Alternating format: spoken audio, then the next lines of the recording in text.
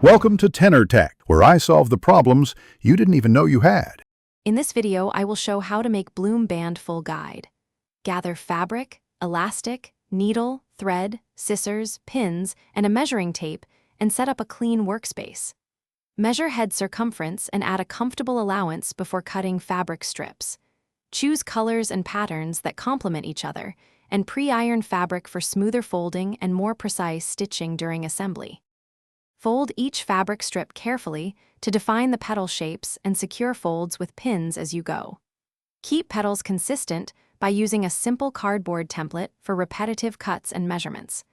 Thread your needle with a double strand for strength and knot the ends securely to avoid slips while gathering.